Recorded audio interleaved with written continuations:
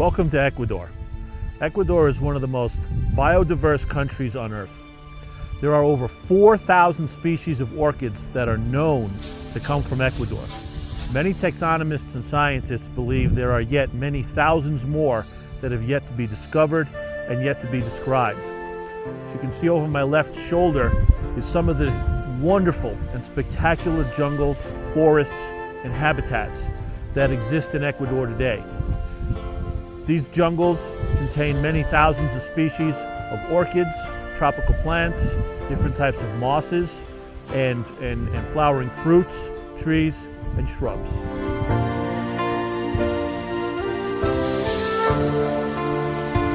We're here in the habitat of Phragmipedium boiserianum, variety Sherkoffianum. We're in southern Ecuador at about 1,000 meters near the town of Zumba, very close to the Peruvian border. Behind me you can see several large clones, Phragmipedium boiserianum, variety Sherkoffianum. This one happens to be in spike. As you can see from looking at the leaves, these plants receive very intense, very bright light.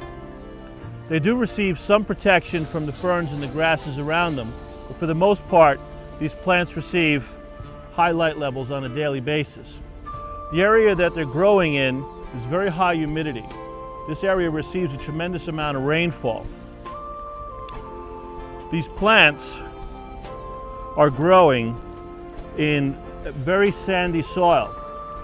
And although these plants receive a tremendous amount of rainfall, the sandy soil allows the plants to dry out very quickly and allows for good exchange of gases at the roots. In cultivation, Phragmipedium boiserianum, variety Sherkoffianum, likes to grow, as it does here in its habitat, in a very well-drained medium, receiving frequent waterings in such an environment that allows the plants to dry out very quickly. These Phragmipedium boiserianums are growing alongside about 10 other genuses of orchids, including Eriopsis, Bledia, and Epidendrums. This habitat is, unfortunately, under tremendous threat from unregulated habitat destruction. Here we are in the habitat of Phragmipedium boiserianum, variety reticulatum. I'm sitting behind a very large clump of several flowering size individuals, which range in size anywhere from 1 meter to 10 centimeters. There's a lot of variation in the size of the plants in this habitat. They can flower on very large growths, upwards of 1 meter. They can also flower on plants as small as 10 to 15 centimeters across. This particular habitat, very much like the previous boiserianum habitat that we visited, allows the plants after a heavy rain to dry out quickly. But unlike the previous habitat, these plants are growing with their roots in intimate contact with a very loose volcanic rock, such as that I'm holding here in my hands. If you can see the roots on these particular plants, they are mostly in wet humus and moss on the tops of the stones. And this particular type of substrate allows these plants to dry out very quickly after a rain. Now, although the Phragmipedium boiserianums in this habitat are growing on all 4 sides of this volcanic rock outcropping, the plants consistently receive very bright and often direct sunlight, as evidenced by the yellow coloring on some of these leaves of these particular plants of Phragmipedium boiserianum. The bright light and the well-draining substrate, such as sand in the previous habitat or this volcanic stone in this habitat, allows these plants to dry out quickly. When attempting to culture Phragmipedium boiserianum, it's important to keep these basic concepts in mind. A very well-draining substrate, frequent waterings, and very bright light. But don't be discouraged by small plants, as evidenced by this particular plant that's just off my hand, about 1 meter away from me, which is in spike on a very small plant. These particular plants can flower on plants anywhere from this size up to a meter. This particular plant, a Phragmipedium boycerianum, variety reticulatum, happens to have 3 seed pods on it. One of the unusual characteristics of this species, particularly in this habitat, is that almost every flower produces a viable seed pod.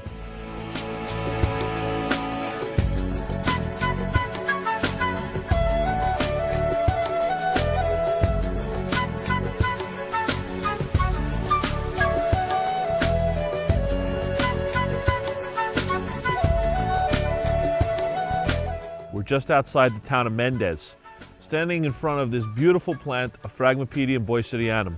This is now the 3rd habitat for Phragmipedium boycerianum that we've had the opportunity to look at here in Ecuador. This plant has 2 spikes on it.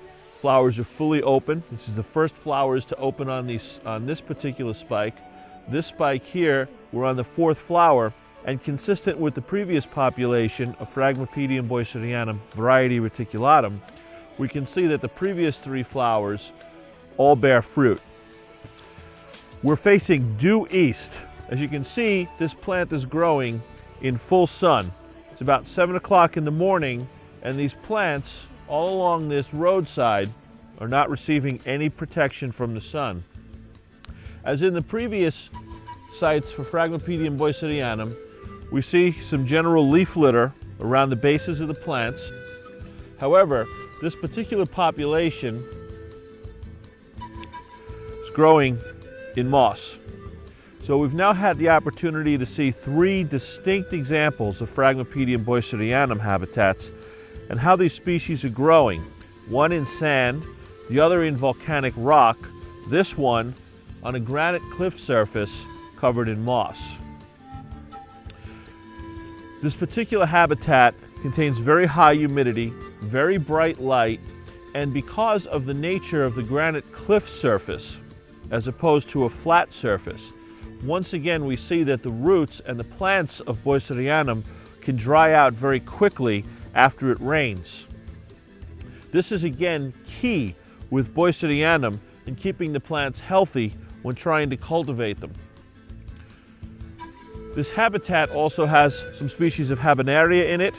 There's Phragmipedium persei growing here, and a little bit further down the road there's some Phragmipedium boycerianums growing alongside some Phragmipedium bessiaes that we'll have a chance to look at later.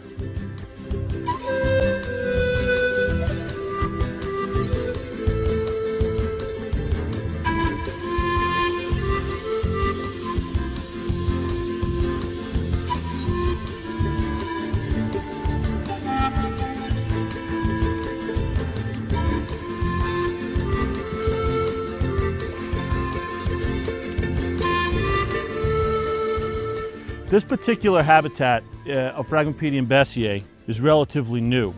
The road that is used to reach this particular habitat is between 10 and 15 years old. Some of these Phragmipedium bessiaes over the years have been observed to be growing in the actual blast holes that the crews constructing the road used to clear away the rocks and the cliff surfaces in order to allow the road to pass through here. One of the interesting things about Phragmipedium bessiae is that it was first observed here in Ecuador by Father Angel Andrite back in the 1960s. And it wasn't until 20 years later, in the 1980s, that it was officially described. It was described off of a Peruvian population.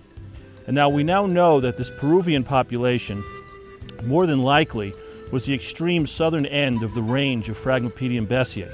The epicenter for Phragmipedium bessiae and its habitats is in southern Ecuador, in locations such as this. As you can see from looking behind me, this cliff surface is covered in seedlings, flowering plants, and mature flowering sized plants of Phragmipedium bessiae. This rock surface is constantly moist. Now, one of the interesting things about Phragmipedium bessiae, I'm going to try to pick this plant up for you. If you notice the roots on Phragmipedium bessiae, they serve 2 purposes in a habitat like this. Naturally, to help the plant to pick up water and nutrients, but the roots also help to anchor the plants in place on these cliff surfaces. The nutrients that these plants need to thrive and grow is derived mainly from the seepage, as well as from leaf litter and humus, which accumulates. This is a virtually soil-less habitat and location that these plants are growing in, which is very typical for Phragmipedium bessiae. The roots like to be exposed or in the mosses on the cliff surfaces, allowing for air movement, and the very nature of the habitat in terms of runoff and moisture keeps the roots constantly moist. The airflow in here is also exceptional. These basic principles and what you're observing on this cliff surface behind me should be followed by the Phragmipedium bessiae grower and enthusiast when cultivating these plants. Generally speaking, the plants like to be kept evenly moist. However, air movement around the roots and around the plants is critical. These plants, as you can see, are receiving very bright diffused light. This cliff surface is facing due east, and above my head, the canopy is open. These plants are very healthy. The rhizomes are quite long. The mosses are very healthy, and the Phragmipedium bessiae are growing alongside a species of epidendrum, which just so happens to be in bud. This particular habitat that I'm sitting in is also known for the exceptional form of its flowers. The flowers in this habitat are large, round, and flat. This flower to my right is rather small for this habitat, but does represent a very typical form. One of the misconceptions about Phragmipedium bessiae is that there's a Peruvian form versus an Ecuadorian form. Another misconception about the forms of these flowers is that there's a Dalisandroi, which represents all the bessiaes from Ecuador, and the Bessiae variety Bessiae representing plants that come from Peru. As you can see from some of these flowers in this particular habitat, there is a great deal of variation within each habitat in terms of the floral structure, the floral characteristics, the plant size, and the plant characteristics for Phragmipedium bessiae. There's typical wide-petaled, flat flowers growing here alongside other flowers that have an orange color, alongside other flowers which have reflexed petals, which most hobbyists associate with an Ecuadorian form. However, these misconceptions about Phragmipedium bessiae are simply not true. We're here in another habitat of Phragmipedium bessiae, this time outside the town of Limon, Ecuador. Got an excellent example of the types of bessiaes that grow in this particular habitat over my right shoulder. These plants, as you can see, once again are growing on exposed cliff faces with constant seepage to keep the plants and the roots constantly moist.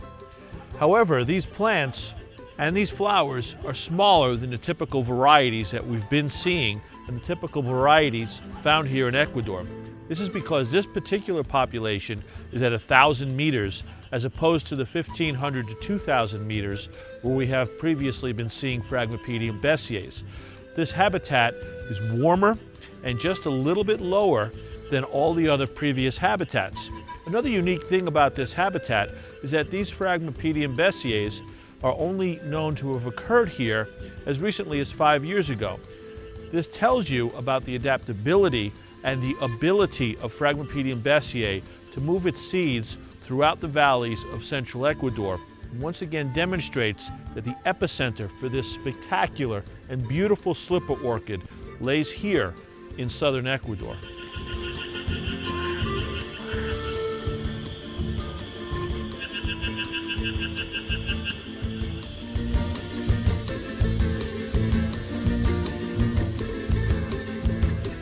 We're just outside the town of Mendez in Ecuador. We're looking at a sheer granite cliff surface facing due east, intermediate conditions at about 1,500 meters. Right behind me on this cliff surface, you can see something truly spectacular. We've got Phragmipedium bessiae growing right alongside Phragmipedium boycerianum. Both plants are in flower at the same time. This cliff surface gets full sun, faces due east. Now, as you can see from looking here, we've got a very large and established population of Phragmipedium bessiae. There's plants behind me. There's many seedlings on this particular cliff surface. We've also got large and established plants of Phragmipedium boycerianum, as evidenced by just off to my hand here, and there's further plants just to the other side of this shrub on the same cliff surface. I don't know that this has ever been recorded before, that we've got two species within 1 meter of each other in flower in the same flowering season. Now, what's particularly interesting is both this plant of Phragmipedium boycerianum and Phragmipedium bessiae both have seed pods on them right now. Are these hybrids? Are these species going to cross and interbreed here with the Phragmipedium wallisii, with the Phragmipedium pearcii that grows along this same cliff surface on the same road here in Ecuador? This is truly marvelous. This is truly something special to be able to see right here along the same stretch of road just outside of Mendez.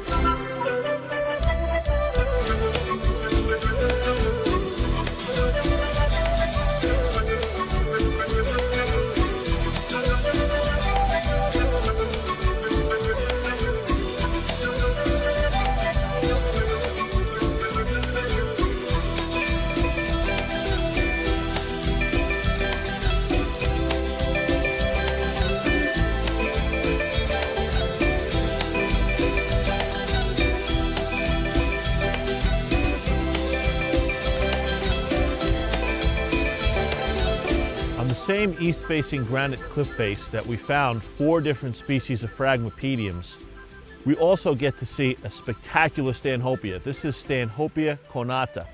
The species is growing in the moss. It's got spectacular orange flowers. There's also some seedlings growing along the same roadside. Once again on the side of the road, just outside the town of Mendez in Ecuador. This is a very, very spectacular habitat for Phragmipediums, and this is also a very special day.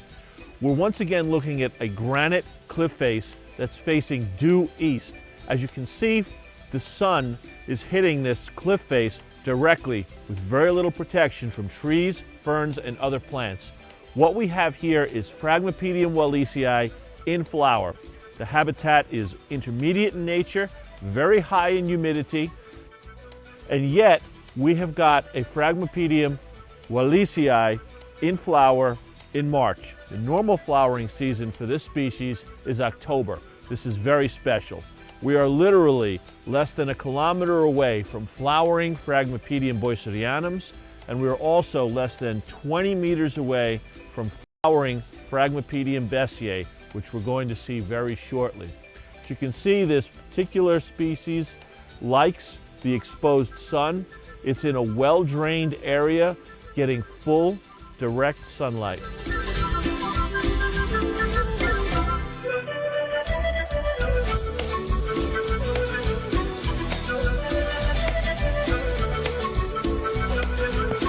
We're here near Macas in Ecuador, the natural habitat of Phragmipedium wallisii. We're looking at a very large multi-growth plant here that happens to be in fruit. It's March, so it's not the traditional flowering season for wallisii, which is October. This plant is growing semi-terrestrially in the ground, in the leaf humus and the mosses. This particular spike, which finished flowering last October, contained 5 flowers on a stem. The previous spike, with the pods that have already released their seed, contained 4 flowers. This is a very unique orchid habitat that we're in here near Macas in Ecuador, with many hundreds of different orchids, tens, dozens perhaps, maybe more different genuses. There's beautiful epidendrums here. There's maxillarias growing here. Many species of chlorophyllus. We've even got some Masdevallias that grow in through the woods here surrounding these plants. It's a very good thing to see that this particular plant has released its seed, because there are not very many of these plants left in their natural habitat here near Macas.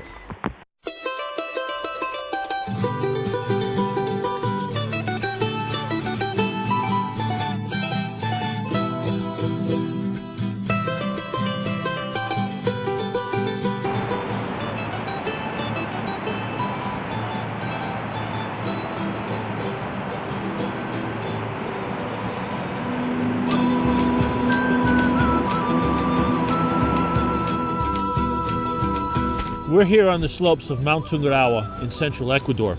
I'm sitting beside a flowering plant of Phragmipedium lindenii. Phragmipedium lindenii doesn't have a pouch like other species in the genus Phragmipedium. Instead, it has a third petal which hangs down from the plant. These plants grow here on the slopes of Mount Tungurahua in volcanic soil, pumice, semi-terrestrially. We're at about 1,700 meters. Temperature here is intermediate. Most of these species were destroyed when Mount Tungurahua exploded in 2006. However, a very small population did survive on the slopes. As you can see from looking at this plant, we're nearing the end of the flowering season here in March. We've got a fertilized seed pod over here. We've got 2 fresh flowers open, awaiting an as yet unknown pollinator.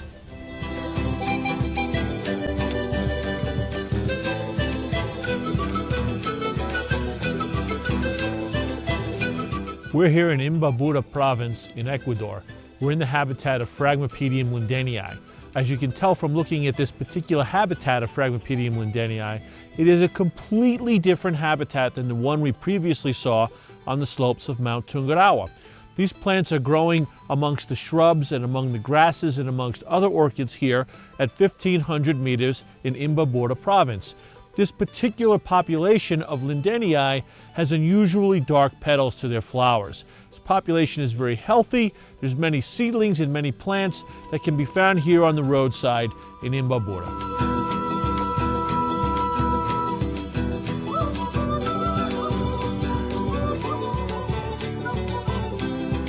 We're on the banks of the Napo River here in northeastern Ecuador. We're at about 700 meters and we're in the habitat of Phragmipedium piercii. So you can see behind me, growing on the banks of the river, are 2 very fine examples of this species.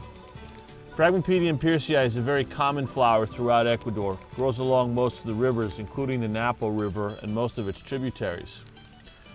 Phragmipedium piercii prefers these large granite boulders growing along sides and sometimes in the center of the rivers in Ecuador. The piercii can be found all along these boulders growing in river sand, which becomes attached to these boulders. Now what the river sand does is, it allows these plants to retain moisture, even though it's been many days since there's been any rain. River sand also allows these plants to drain very quickly between waterings. Obviously, being here immediately on the banks of any river is going to mean that there's going to be very high humidity surrounding these plants and their roots constantly. These particular species of Phragmipedium really enamors itself to the rivers. The high humidity is something that any person who's trying to cultivate piercii should really endeavor to keep and to give to these plants, as well as a well-drained medium that, while it is constantly moist, is not wet. The walls of these stones are moist, and it may have to do with the fact that it's been raining for most of the day, but they do dry out relatively quickly. The airflow along the banks of any river is also very exceptional, and that's key to really cultivating piercii to a level where you can get these to specimen size. This particular plant behind me has been blooming for quite some time now. It's got a seed pod on it. It is in fruit. We've also got some additional seed pods up near my hand, as well as this other flowering specimen here, which also has a seed pod on it.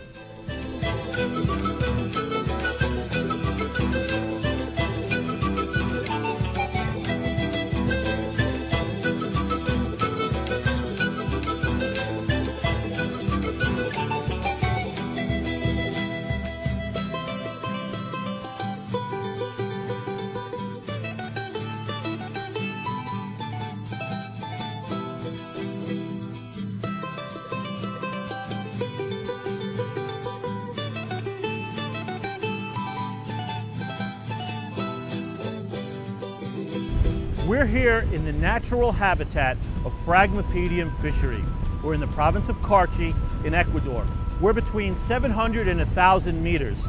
The Phragmipedium fisheries are growing on this sheer granite cliff surface behind me. They're facing due east. They're growing in wet mud that has accumulated on the cliff surface. As you can see, behind me are also flowering plants of Phragmipedium longifolium. This is truly incredible. It's always special to be able to see two species of Phragmipedium in bloom together in the same habitat. The humidity here is very high. The bottom of the cliff is surrounded by knee-deep water. This humidity constantly bathes the leaves, the plants, and the flowers. As you can also see behind me, the runoff on this cliff surface is very similar to the runoff that we see with Phragmipedium bassiae.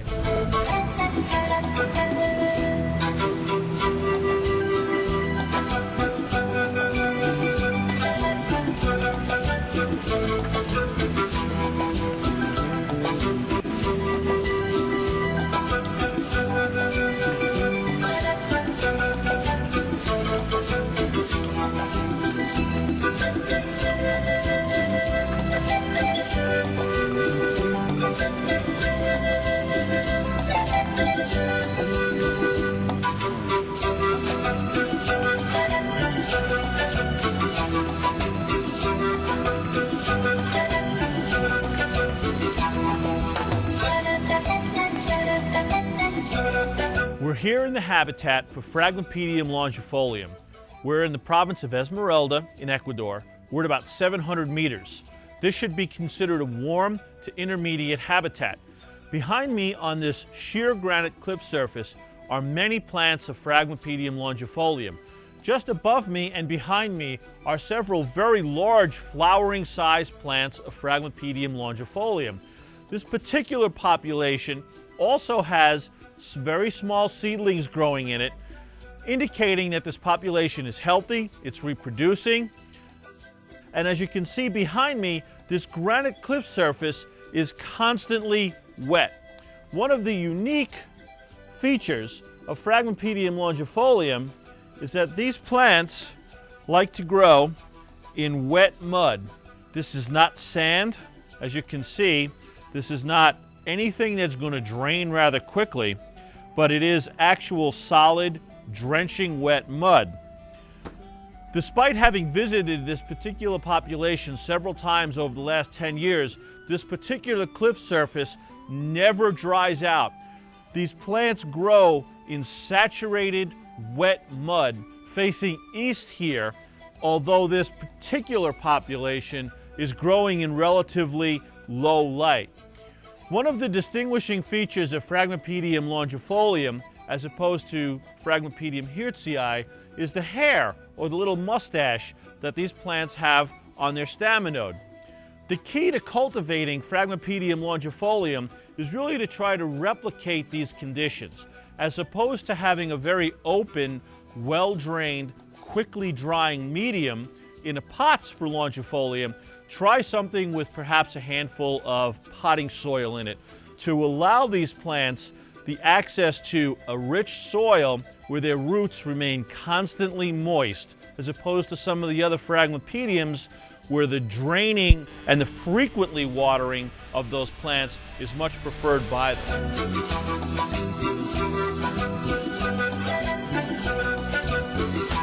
We're here in the province of Carchi at about 700 meters. We're in the natural habitat of Phragmipedium hirtzii. Phragmipedium hirtzii grows on the granite boulders in and on the sides of the rivers here in Ecuador. In front of me is a large flowering clump. As you can see, this particular population has very large, very dark flowers. These are spectacular, and this is a spectacular specimen of Phragmipedium hirtzii, with about 24 mature flowering-sized plants growing in a single growth here on the banks of the river.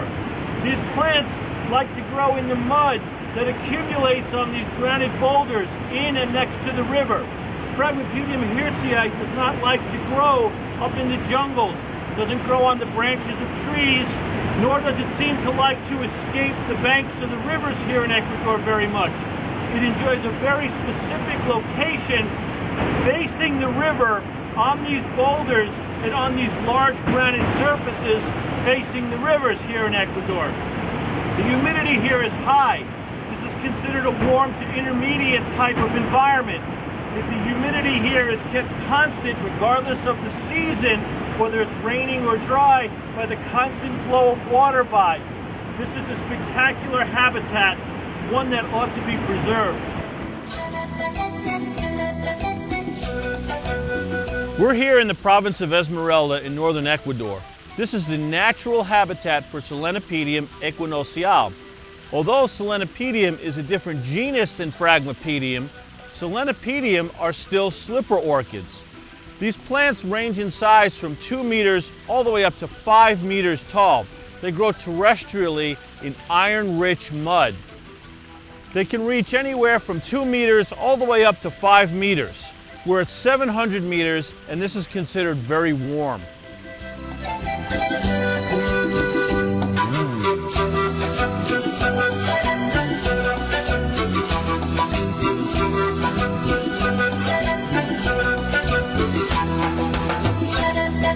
Behind me are some of the beautiful mountains and cloud forests in Ecuador. All of this and all these orchid habitats are available on tours from Ecuador.